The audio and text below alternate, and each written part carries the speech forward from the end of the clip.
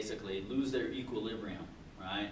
So that they can't focus, right? So here, bring it around, elbow strike, all right? Come on. Fighting sense? All right. Another option from here, Aya! Right? We can step out here behind our opponent's punch. At the same time, we can do a knife hand strike to the rib cage, right? Then you're going to spin to your left.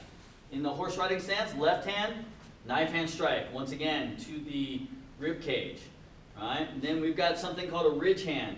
From here, I tuck my thumb in. I'm going to use this inside part of my hand to strike the rib area here. One, and then I can do a double punch and key up. All right. So that one's a little bit more fancier. A lot of people like that because of the spin motion. So make sure, right, that as you do that, once again, do it slow, right? You don't want to rush into it. Okay. Another one that a lot of people like, Aya. Okay, from here, Aya. So this next one here, you want to step out into a front stance. We're going to do what we call a downward hook. So what you're doing is you're coming down and you're hooking up this way. You're locking his arm up, okay? And then you're going to spin right into an elbow strike to the back, right? And then if you wanted to, you could also back fist if you wanted to into the back of the head, right? If you've got a really tall opponent, then you can do basically a elbow strike to the lower back and then a back fist to the upper back, right? Damaging those vertebrae. So, all right. But a lot of the kids like this one because it's, once again, it's an arm lock position. But the key here is you want to make sure that you lock the arm. So when you come down, you have to avoid the punch, hand down, and then come up.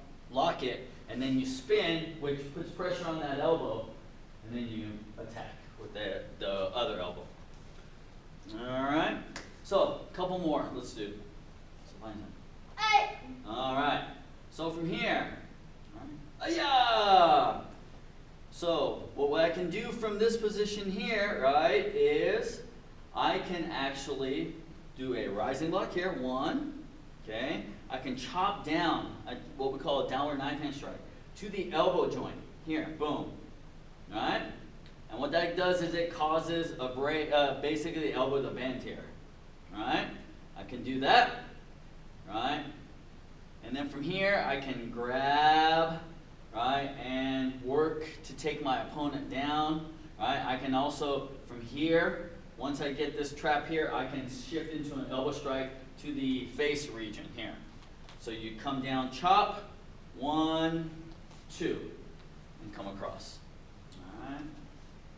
Another one. Fighting sense. Yeah. Okay. Another one here. All right. I can do inside out block, right? So from here you come down and around. So I can do this one of two ways. I can step back or I can step forward. I can do an inside out block. One, here, one. Okay. Then I can either step through and punch, right? I can grab, I can pull, and I can do a jab elbow coming this way toward him as I pull him into me, this motion here. Okay? I can also do a elbow back fist, right? I can also do a groin strike or a downward hammer fist to the groin region if I wanted to. Once again, all done in that horse riding stance position. Okay? So what you're going to find out with these one steps is there's a couple of things to keep in mind. Right? If you've noticed, what I've done a lot of times is I've stepped into a stance. Sometimes my step is to avoid the technique by sidestepping or stepping diagonally. Other times it's to engage. So I've stepped in and I've done my block. Right? But whatever I do, I'm wanting to do some sort of a block and then an attack afterwards. All right, so whether it's a knife hand block, inside out block, rising block, we don't do too many down blocks in one step sparring because of the fact that we're dealing with punch techniques. All right, so someone punching you. All right, typically that down block is only used for those that are kicking at you. So that becomes a little bit more those advanced techniques when we talk about at the black belt levels, instead of a hand technique attacking you, a leg technique, and knowing how to block against a kick of some sort. So, and that's a little bit more of the free sparring element as well. But that kind of gives you some ideas, some things that you can work on. Once again, there's lots of variations, right? You change a particular strike, that's going to be a different one step. So instead of using a punch, you use a hammer fist. That's going to be a different one step. You can use the same block. Let's say you used a forearm block and then you did a punch. That's a one step. You did a forearm block and then you used a hammer fist. That's a second. That's a different technique. That's a different one step. There are thousands of these, ladies and gentlemen. There's thousands of them. So once again, you do them in a manner that helps you to remember them in a sequence that you can remember when you get ready to test, so that they come pretty easily, they flow. We don't want in a position where at testing you're in fighting stance and your opponent's ready to go and you're standing there thinking about what you want to do. Alright? What should happen is, ayah, right? You do your movement, one, ayah, you come right back to your 2-minute position, right? And then your turn to attack, ayah. Your opponent does their one step, boom, whatever it is that they're going to do, right? He does this one step, boom, then he goes into his fighting stance, ayah, you should be ready to go, right? As you're a beginner, green belt, senior green belt, yeah, you can take a little bit of time, that's okay to think, nothing wrong with that.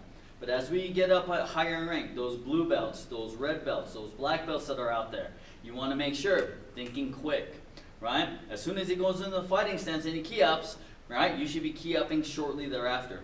And then moving right away. Don't get into the habit of, he goes into his fighting stance and key-ups, yeah, and you're so anxious, you key up right away, and then he punches, and then you forget what you're doing. Or you see the hand out here, and then you don't move. Once again, in a real life situation, you just got punched, right? You just got hurt because you didn't do anything. You didn't move. You didn't get out of the way. So, right, part of that key up is being ready. So when you key up, that means that you're ready. You should be moving. You should be attacking. You should be blocking. Those types of things. All right?